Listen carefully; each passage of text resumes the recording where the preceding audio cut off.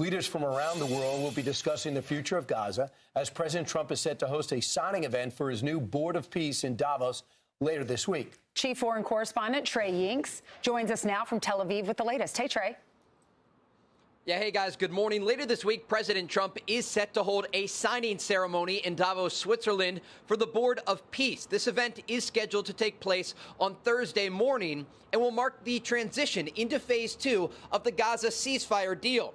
Around 60 invitations were sent out, mostly to leaders of foreign countries. Countries like Canada and Argentina have already agreed to join. Others, including Russia, are reviewing the invitation, and France has rejected the offer from President Trump. The president responded last night.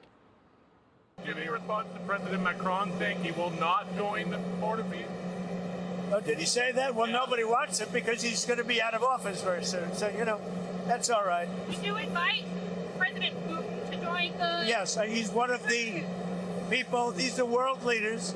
And the answer is yes. The efforts to stabilize the Israel-Hamas ceasefire come as Israeli Prime Minister Benjamin Netanyahu issued another warning for Iran. If Iran makes a mistake and attacks us, we will act with a force that Iran has not yet experienced. No one can predict what the future holds for Iran, but one thing is clear. Whatever happens, Iran will not return to what it was.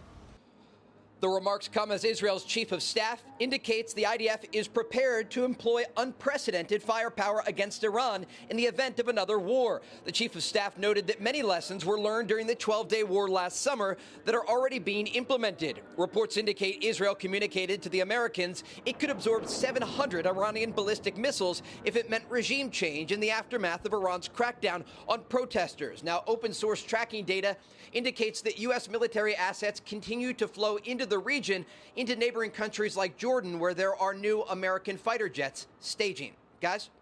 Hey, Trey, I don't know if you got any word yet, but that infamous prison in Syria holding all those ISIS and al-Qaeda guys, evidently, there was a breakout. And they said, and it looks like the Kurds left, and there's nobody in control, and that's just 2 miles from our base. Have you heard about that?